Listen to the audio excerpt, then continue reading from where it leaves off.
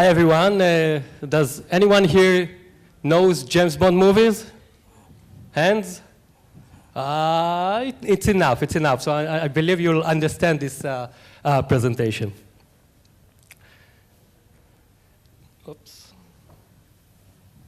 So after this short opening, my name is Eyal, Eyal, and today I will be talking about two topics that are most interesting to me.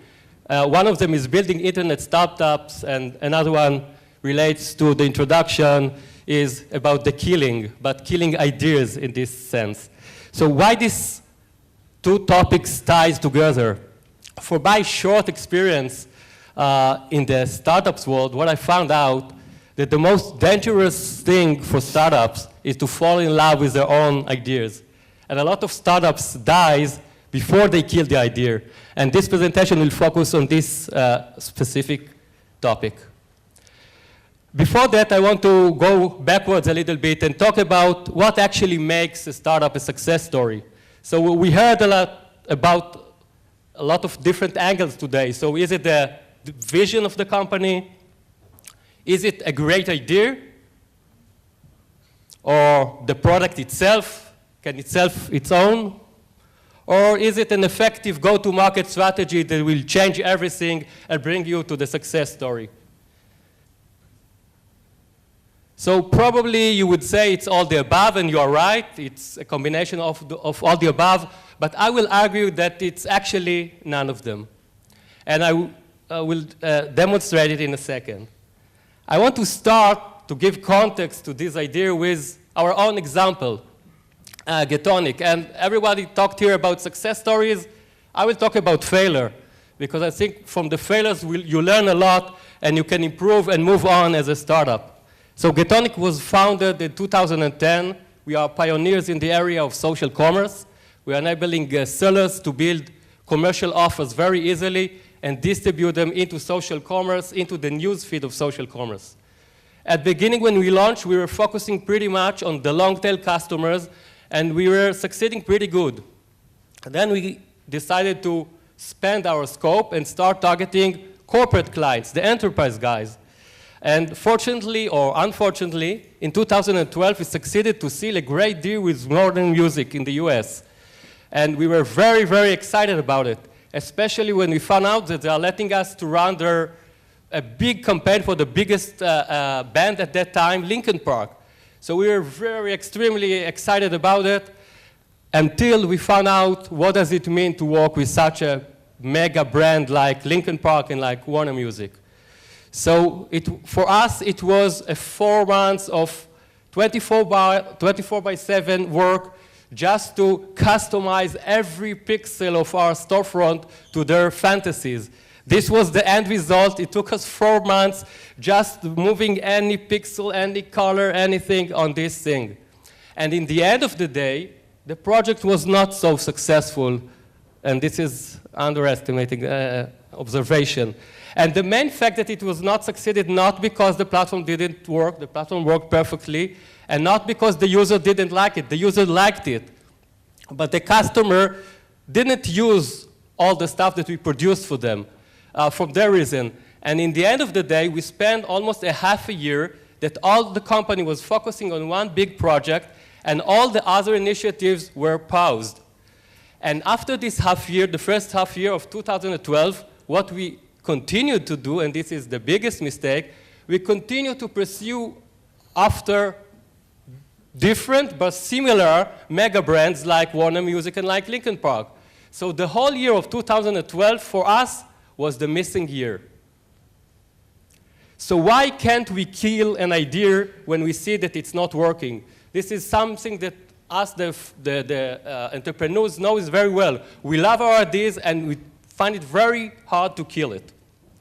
So after the trauma of year 2012, we came up with our own process, how we make this decision much faster and much structure, whether we kill an idea or whether we keep it alive and improving it. And we call it the live or let die process.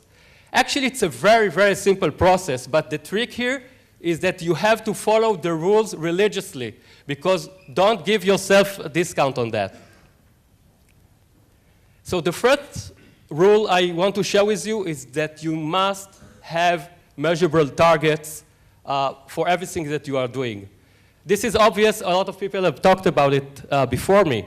But the trick here is that the targets need to set before you start the test, and don't change these targets along the way. A lot of time you see that you are not reaching the target, and then you are tweaking the numbers again.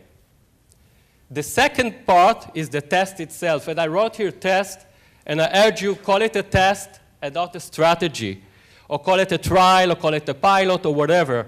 But if you define something as your strategy, you'll find it very hard to kill it. If it's just a test and it failed, nothing happened, go on, move on, everything is okay.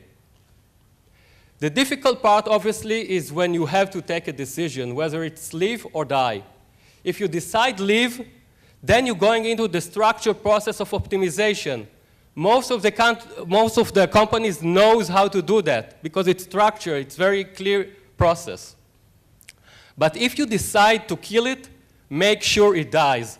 Because a lot of time we think that we killed an idea, and after a month or two, I'm figuring out that we're actually trying to optimize it and repair it. Forget it, it's a waste of time. If you killed it, don't try to optimize it. When you decide to kill an idea, nothing happened, it's okay. That happens on a startup lifetime few times. This is the time to reinvent. This is the time when you bring back the creativity part and the fun part of the startup, but you don't have to reinvent the wheel each time. Count on the things that you already gained, count on what you have, and just add to it the new evolution of the product. So this is the roadkill of GETONIC through these years. As you can see, in each parameter of the company, we tested concept, we killed them finally, until we balance ourselves in the right direction where we are today, which looks to us a very successful one. So we know exactly who is our target audience, our product is tailored to this target audience, and we have a very solid business model. But this took us too much time to stabilize that. And for you guys, if you will do this test much faster and much more accurate, you can shorten this cycle very much. But as you can see, all the things here changed during these 3 years of the company, 2.5 years of the company, except one thing. And this is the last rule that I will leave you with today. And people talked about it before. The only thing that stayed the same for us is our mission, is where we're heading, is what we are trying to achieve. We try to bring stores to customers, to make e-commerce much more of a spontaneous buy in social networks as opposed to what's happened before that. And that's what we did at day one of the company, and that's what we are doing today. And if you'll be, or if you are in this same situation, stick to your truth, stick to your beliefs. A lot of people will tell you and will explain to you why it won't work, but if you believe in it, continue to do what you are doing and prove them they are wrong. Thank you.